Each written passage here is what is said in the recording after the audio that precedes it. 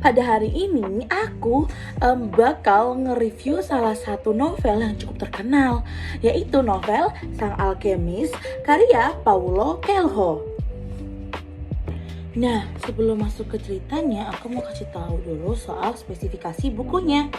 Jadi, buku yang aku pegang ini diterbitkan oleh Paulo Coelho dengan jumlah halaman 221. Nah, terus buku ini termasuk genre fiksi, petualangan, dan filosofis.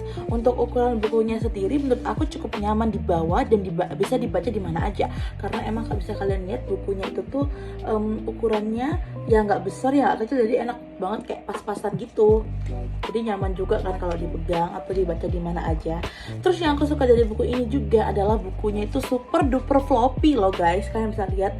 Jadi ini tuh bener-bener floppy banget dan soft gitu, kayak enak gitu kalau misalnya dibaca.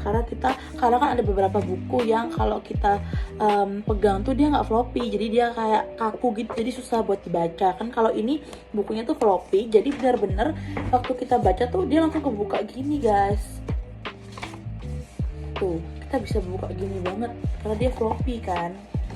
Tuh bagus banget, dia floppy jadi kayak mudah dibaca, jadi bisa gini gitu, bisa gini, bisa diapa-apain dan nggak perlu takut rusak, tetap aman. Jadi buku ini enak banget karena dia floppy, ukurannya juga pas banget, gak besar gak kecil, juga bisa dibawa kemana aja. Ini bisa ditaruh di tas loh karena dia emang ukurannya enak banget.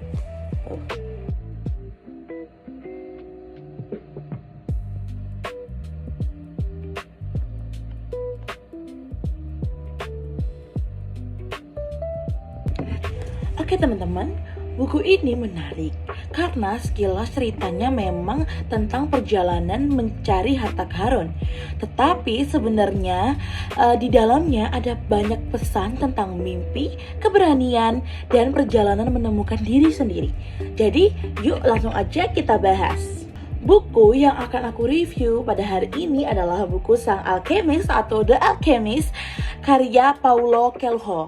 Nah, novel ini pertama kali diterbitkan pada tahun 1988 dan bergenre fiksi, petualangan, dan filosofis. Tokoh utamanya bernama Santiago, seorang anak gembala dari Spanyol.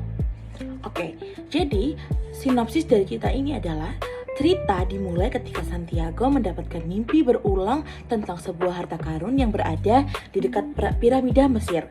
Karena penasaran, Santiago akhirnya memutuskan untuk meninggalkan kehidupannya sebagai penggembala dan pergi mencari harta tersebut. Tapi perjalanan Santiago ternyata nggak mudah.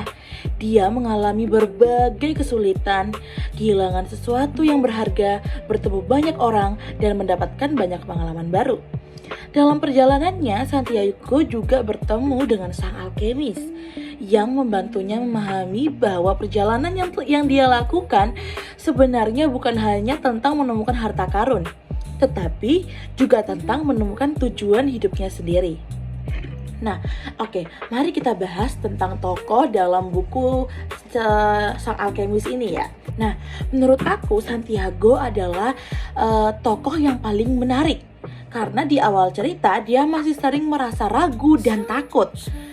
Tapi seiringnya perjalanan, dia menjadi lebih berani dan percaya terhadap dirinya sendiri. Selain Santiago, ada juga sang alkemis yang menjadi pembimbingnya. Dan ada Fatima, perempuan yang Santiago cintai dan selalu mendukung perjalanan Santiago. Oke, jadi kita akan membahas hal yang menarik dalam buku ini. Hal yang paling aku suka dari buku ini adalah ceritanya yang sederhana, tetapi punya makna yang cukup dalam. Terus buku ini mengajarkan bahwa setiap orang mungkin punya impian yang ingin dicapai, tetapi terkadang kita sendiri yang takut untuk mengejarnya. Perjalanan Santiago menunjukkan bahwa kesulitan dan kegagalan bukan berarti kita harus berhenti. Justru dari pengalaman tersebut kita bisa belajar dan menjadi lebih kuat. Oke, kita akan membahas kelebihan dan kekurangan dari buku ini. Kalau kelebihannya ya, menurut aku bahasa dari buku ini tuh cukup mudah dipahami dan ceritanya menarik. Selain itu ada banyak banget pesan kehidupan yang bisa kita ambil. Banyak banget di sini cerita-cerita dan Pokoknya di sini narasi-narasinya menceritakan soal perjalanan hidup Santiago, terus kayak perasaan Santiago bagaimana, dan itu benar-benar jadi pelajaran hidup banget buat kita. Jadi benar-benar buku ini tuh bikin kita bisa menghargai kehidupan. Jadi banyak banget makna dan filosofi dari buku ini yang pasti berguna banget, apalagi buat remaja seperti kita yang tentang mencari jati diri kehidupan. Nah, tapi kekurangannya ada beberapa bagian yang cukup filosofis. Jadi mungkin terasa sedikit lambat untuk orang yang lebih suka cerita dengan banyak konflik atau aksi.